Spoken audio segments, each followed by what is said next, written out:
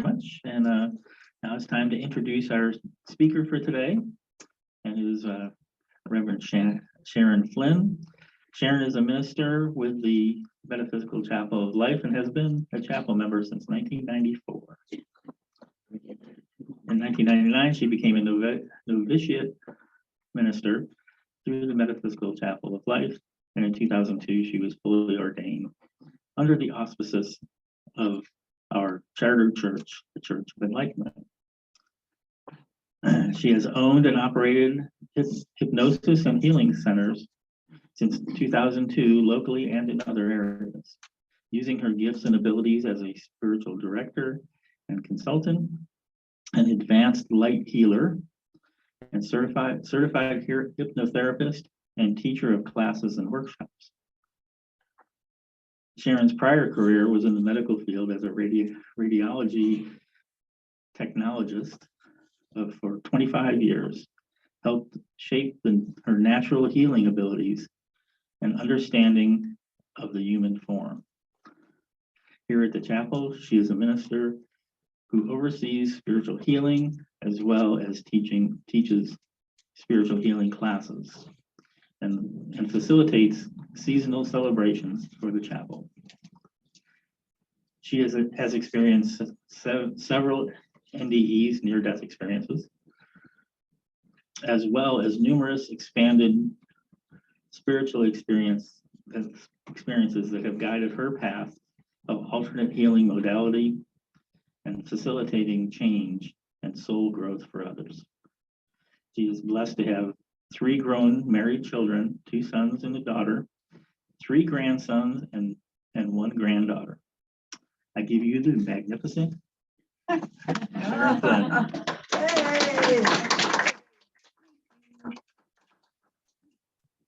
Am I on camera? Right? I'm always a short. Okay, I wore high heels today. Wow, you can see your head and your neck.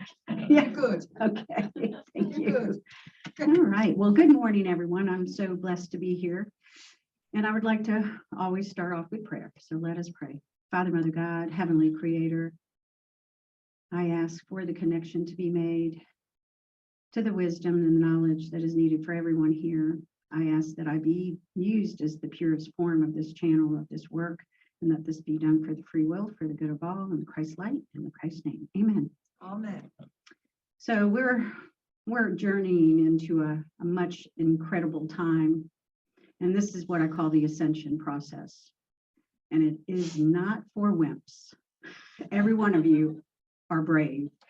And we are all being challenged in every way to become the spiritual warriors and to feel complete within oneself and to be completely sovereign. Being sovereign means your complete independence and self-governing. So there will be times as you go through this journey of ascension process that things may get disrupted and difficult. Know that this is your opportunity to release the patterns and to grow and expand and bloom into who you truly are. So I'd like to talk today about old paradigms, old beliefs, old phrases people would say to you when you were a child. How many times in your head have you heard phrases that come from your childhood or young adulthood? Phrases that your mom and your dad said, phrases that somebody in your life would say to you. And were they pep talks? Were they encouraging, or would they make you feel less than? And what is that other voice in your head asking you questions? Is it lifting you up or tearing you down? So what is repeating in your life? Notice as you clear yourself from old past beliefs and some memories that are lingering through these patterns will rise up. All the old has to rise. It's sort of like we're absorbing more and more and more light. And as that light is being absorbed, the darkness within us is rising up to the surface. So on a personal note, I can hear my mother's voice very well. Okay, so my mom was my inner voice that is still being cleared to this day. I definitely had a karmic relationship and connection with my mother. And so my dear mother was my teacher in every fashion of every adversity and every struggle and every strife in my life. I love her dearly for that. Notice that I said that I loved her dearly for that, okay? Because when you have a teacher in your life, you may not want it, but you made a commitment to oneself, or you made that connection. So one of the things that she would say to me would be this question. She would look at me as I came into the room and she would say, "What's wrong with you?" She'd say that over and over. "What's wrong with your hair? What's wrong with your nose? What's wrong? Why aren't you happy?" I mean, she would ask me that all the time. No, nothing's wrong with my nose. What's wrong with the clothes? I mean, I don't like the clothes you're wearing.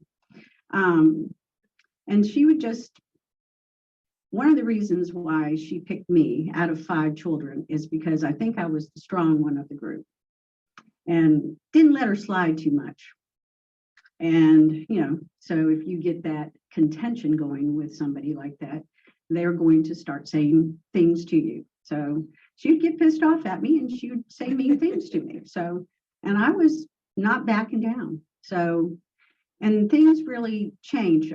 I'll preface this because I had a wonderful, wonderful childhood until my parents split.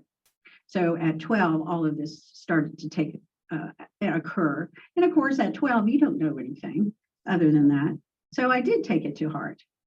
So I did absorb it. So I would hear, "What's wrong with me? Why can't I look different?" This is my response to her. "Why can't I please my mother? Why does she find it so difficult to be around me? And why do I never get her approval?" We all want approval, especially from our parents. And when my dad left, he left. Not much communication. So I was dealing with a lot of things in my childhood, but the good news is that this made me go through a process of doing my self-healing work. It gave me that direction to do this work and to explore and to understand what it wasn't me. It wasn't me at all. It was my mother's. Basically, we project what we don't like about ourselves onto people. And of course, children are a really good target. And so she literally gave me the emphasis to do this work. So, and as we do this work, we're all going to carry with us, you know, we're going to carry this old programming with us until we really let it go. And, you know, this is an accelerated time. So when you do this work for yourself and you follow through with it and you're consistent with it, it will be unfolding and you will find that true, authentic self that you really are. So we're here. So, you know, all of this that she projected onto me, like I said, was her stuff. And I found out more information. My mother passed 2008, so quite a while ago. And I took a journey in one of those immersion tanks, the flotation tanks. And I went all the way back to before I was born to get the downloads of why I chose her. And it was very interesting. So some of this, what I was saying is I was the strong one. I was the one that challenged her. And, you know, rightly so. We're both roosters on the Chinese astrology. Yeah. So, so get ready for some rooster stuff, okay? You know, I'd be fighting with her all the time. So even before they left, I would always do one little thing. And it was, she'd say to do something, I go like that. She said, "Stop doing that." That was my little contention to aim it back, right? So I was probably pretty strong-willed. She probably had a lot to deal with. So I have completely forgiven her. So, you know, all of this has taught me how to do this spiritual, you know, warrior mode. Okay. We are spiritual warriors, all of us. And especially, you know, as you come into alignment to your spiritual love of yourself and this spiritual connection to your higher consciousness, it really, really is something that you want to understand, that you're here to hold this light. You're here to anchor the light into this earth. So know that, be bold, be brave, just know that you can overcome those limiting beliefs of yourself.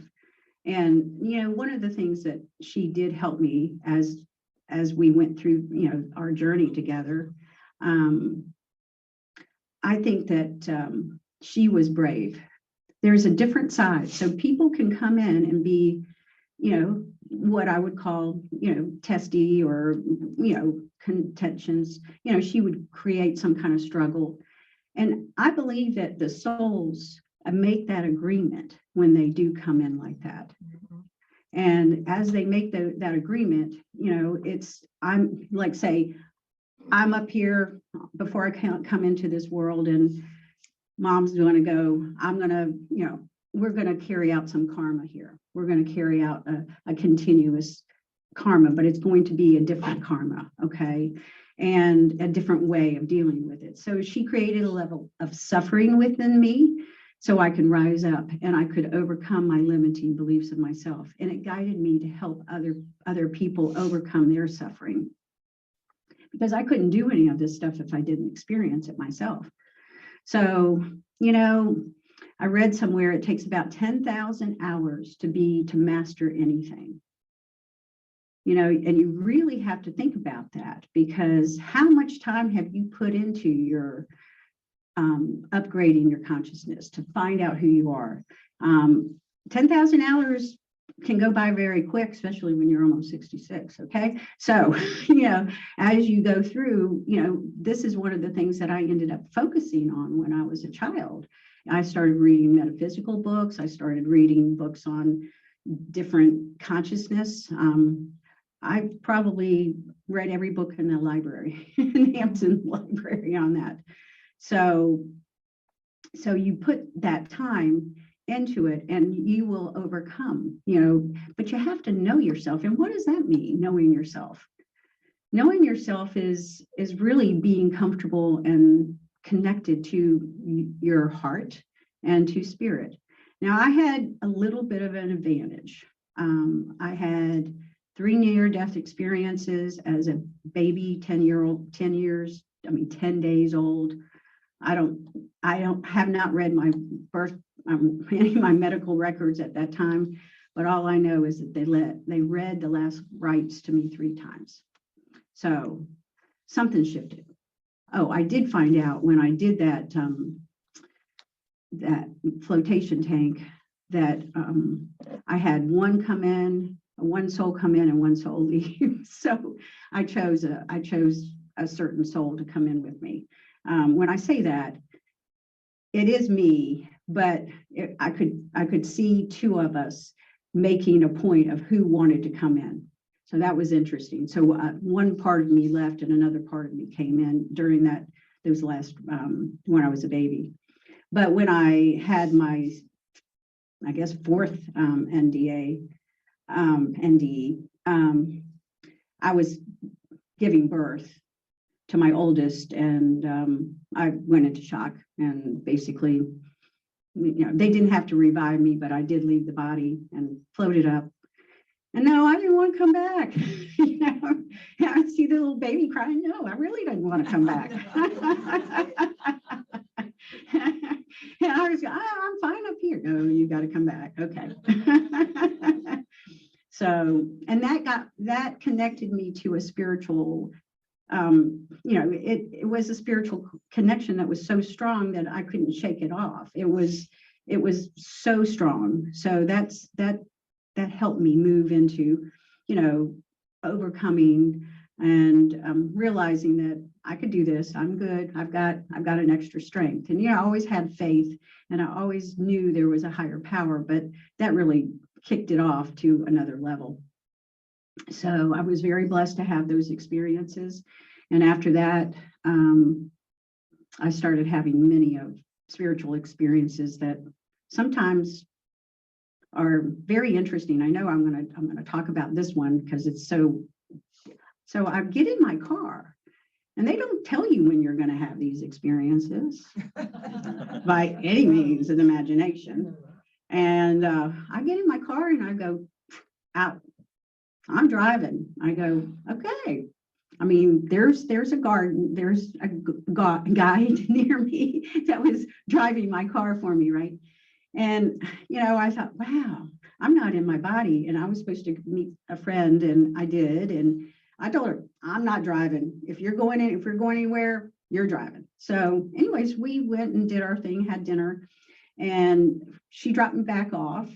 And I got in my car, and my car was, everything was flashing in my car, everything.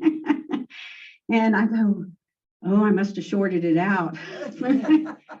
And I had to unplug the battery to get it to go back.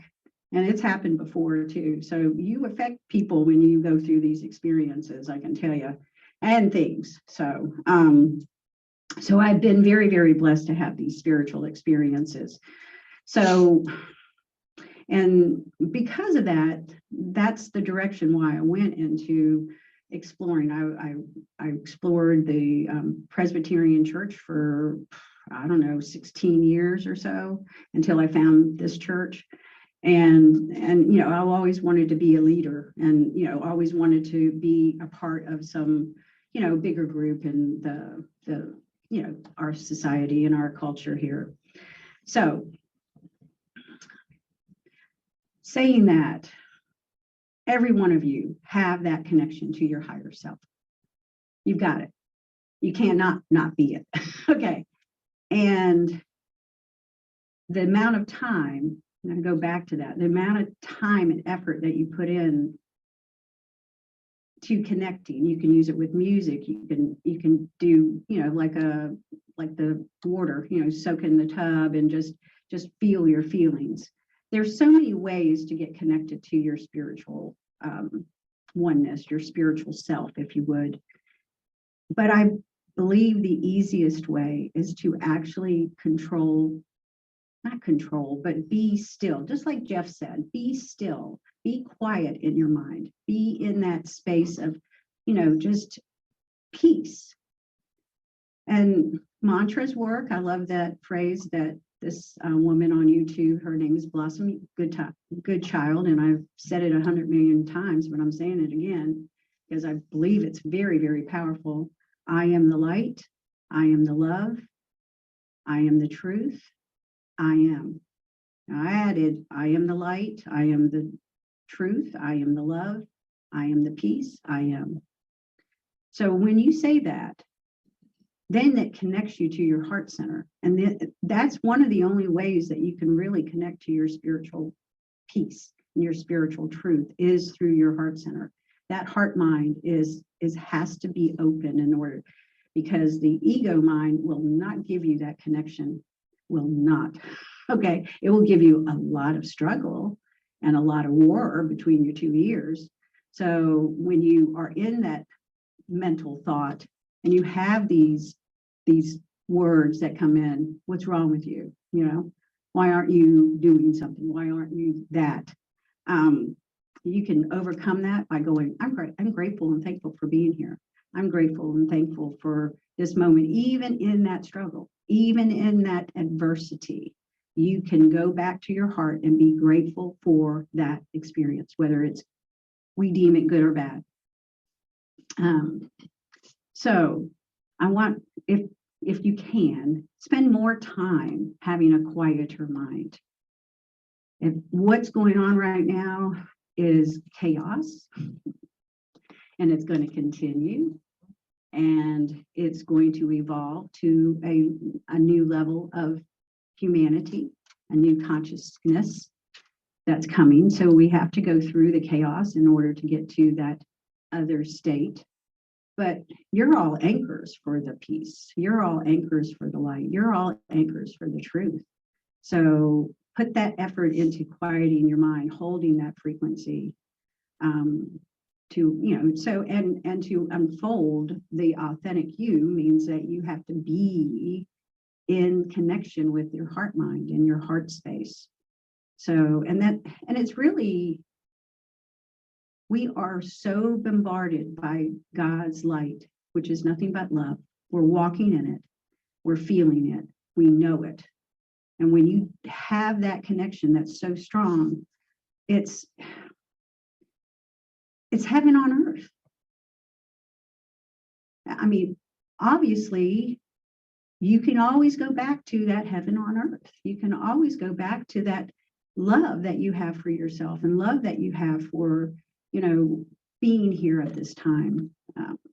So put effort into finding and unfolding the authentic you. Pay attention so you can take out the imprints. And when I say imprints, these are old patterns that have been printed onto you from DNA, basically. It's DNA that you were given, you accepted as you came into this world. So ancestor line, there is a very much of a truth about that.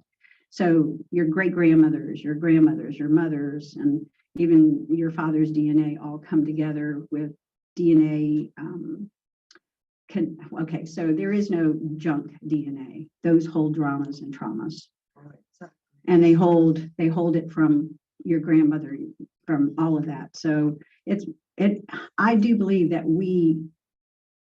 I can see us going, this is what I need to do this. This is what I need to have this lifetime. This is what I need to have this experience. So it's orchestrated by us. So be that warrior, be that spiritual warrior that's ready to overcome any conflict or any self-judgment. Remember, nobody's doing it to you. And it's so easy to be a victim. Gives you no responsibility. I don't have to do anything. I'm just going to be the victim. I'm doing that because my granddaughter, she's so dramatic. I could see her doing that. So nobody's doing anything to you. They're doing it for you, because we can't bring up anything unless it's being projected back to us. So that means that everything is showing, all your work is being shown, it's showing up through other people's experiences or what is bringing up within you. They are giving you that work to do. And that is the most valuable thing, that you can just pay attention to the things you react to. So all of these things are going to show up, and know that there is nothing outside of you that will complete you. Okay? You are the sovereign being, knowing that you are the spiritual being of light in this path of a warrior. You can overcome these adversities by paying attention to the homework that everybody's giving you, or that everybody's showing you, and it's coming up, but it's your responsibility to go in and work and clean that up. So remember, no relationship. How people come, if I drop weight, I'm gonna have this. If I, get this job, this is gonna be happening to me. Everything outside of you is really your reflection of what you want and within you. But you can look at that all day long and not do any work within yourself. Guess where you're going to go? Nowhere. So it's going to be the next job. It's going to be the next circumstance. It's going to be the next relationship. So remember, there is nothing outside of you. You already are. You already are whole. You're already complete. You already have it all. It just needs to be searched for. It's sort of like, I'm going to clean out this closet and I'm going to get rid of these outdated items. As you release them, you're going to discover that you already are. There's nothing to do, really. So, it is easy to look outside to think that something is going to be, sure, we all like to manifest. We all like to create something that, gives us happiness. But joy is a different thing. Joy is from within. So you already are that completeness. And I think it's just wonderful that this world works that way. It gives us all the clues, it gives us all the homework. And it's remarkable if you really think about it, how the universe works. So when you go into those old patterns or those old struggles, or you can hear your mom or somebody saying you're not good enough, you go into that mantra, you go, or You go into that meditation, you go into appreciation. But one of the things that I just believe that one question can lead you to healing yourself. Questions. You question yourself. Is that true? Is that actually true? You know, if you come across and somebody says something to you and you got a trigger, or your thoughts come up and you think something, you project something onto somebody else that gives you a trigger, or you project this, or somebody projected onto you. Is it actually true? So you can ask yourself those 4 questions by Byron Katie Mitchell. Is it true? Is it absolutely true? What emotion makes you, what's the emotion around that truth, and who would you be without that thought? And when you realize that you will be yourself that you had before the trigger, it's the ego mind. So questions are the gift that have been given in our language. I believe that when you question your thought patterns, you will circle back around to going, oh, I need to be in my heart. I need to be in my connection. Sure, we are going to feel emotions, okay? Feel the emotions. They're just like walking through a fog, and you can feel them and then you'll come out of it. So I always look, don't buy into all your thoughts, because you're much more than those thoughts. You're much more than your emotions. You want to feel them, but you're much more than the physical form too. You are, this beautiful light being housed in this physical with all of this wonderful challenge here. So know that you are a sovereign warrior, being of light here on this earth at this time, to be here for this ascension. Anchor the light. Know that you can make a change in this world. When we think that we're less than, then it just holds us into that place of, just struggle. And we are much more. If you just, I'm the light, I'm going to go out, pre-create your day before you even start it. It's a real easy thing to do. You just connect to spirit. You connect, to the beautiful light. You ask for it to open your heart with gratitude. You see your day flowing in a beautiful way, just lovely, and then get back in bed. So you go throughout your day. And if you have a meeting or you have this challenge or this to do, then just see and feel. Actually, feeling's probably better, because of, you want to feel first and visualize. And not everybody is a visual, by the way. So you use your strengths and to do that.